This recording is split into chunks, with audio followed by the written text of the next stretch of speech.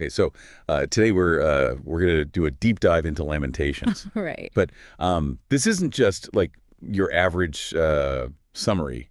Yeah, We're going way deeper than that. sure. We want to like help you guys really, really understand this book. Yeah. I mean, it's a really powerful and unique book. Absolutely. So we're talking about not a narrative or like a historical account. Yeah. It's poetry, like five poems, Okay. and they're all just pouring out this deep grief over over what happened to Jerusalem, the destruction of Jerusalem. Yeah, not exactly light reading, is it? No, not at all.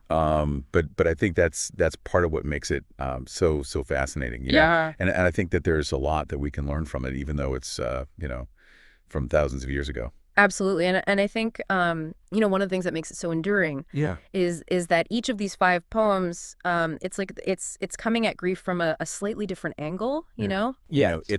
It's like exploring all these different facets. It's like movements in a musical piece or something, That's a great analogy. Yeah. like building on each other. Yeah, exactly. So like with the first poem, it really paints this vivid picture of Jerusalem as like a weeping widow, Right. totally abandoned, just completely desolate. It's like you're walking through this city that was once bustling and full of life, Yeah. and now it's in ruins. Just rubble and silence. Yeah. It's and one of the things that really stood out to me is the structure of the poem. The fact that it's an acrostic, and so each verse starts with the next letter of the Hebrew alphabet. Right. I mean, it's almost like the poet is saying, look, the destruction is complete. It's total. There is nothing left untouched. Yeah, it's emphasizing that completeness. Yeah, it's really powerful. And we don't do that so much in modern poetry, do we? Not in the same kind of structured way, but Yeah. you think about how songwriters use repetition, Yeah, yeah. or how a novelist might build a scene through carefully chosen details. Right. It's all about emphasizing a certain feeling or idea, and driving it home. Yeah, yeah, totally. So it's there just in different forms. So then we move on to the second poem, Right. and there's kind of a shift in focus there. Yeah. It doesn't shy away from God's role in this destruction. Right. And it really presents it as a consequence of the people's actions. Yeah, it's this really thought-provoking Mm. concept to wrestle with, this idea of divine justice, Fix yourself. It's not about blaming God, but it's about this connection between choices and consequences, Oh. and maybe even on this larger scale. And I think it makes you, think about how we deal with setbacks in our own lives. Yeah. Do we just look for someone to blame? Yeah. Or do we try to kind of figure out what we could have done differently? Exactly. And then we get to poem 3, Yeah. and there's this really amazing shift in tone.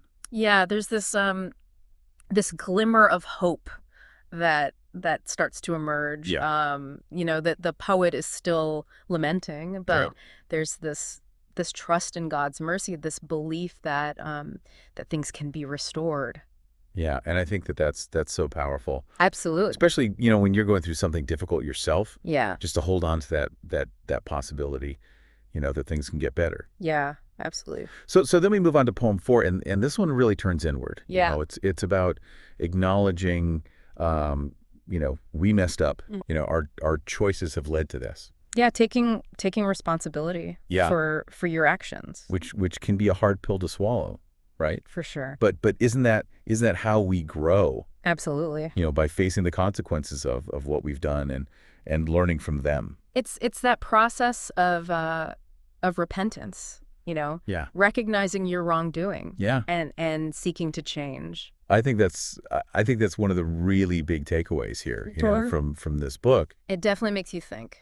Yeah, for sure. And then we get to that final poem 5. Yeah, the culmination of this whole journey. Yeah, and it's like this raw, desperate plea for God to intervene. Yeah, it's a cry for help. Yeah. It's asking for healing Yeah. for everything that's broken.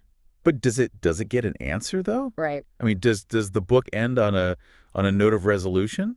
Well, and that's what's so so interesting about Lamentations. Oh, It's not a neat and tidy story, yeah. with a clear beginning, middle, and end. Yeah. It's about this messy, real process of grief, Right. of questioning, Yeah. of searching, Yeah. and ultimately of clinging to hope, even when you're not sure what the future holds.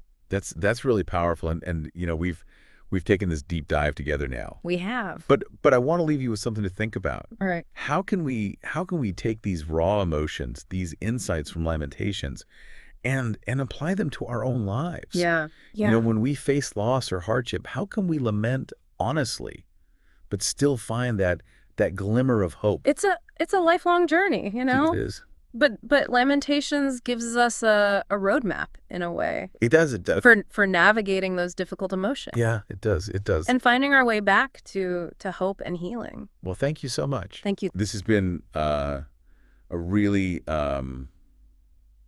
profound deep dive. It has. I think I learned a lot, Me too. and I hope that our listeners did as well. I hope so too. So until next time. Take care.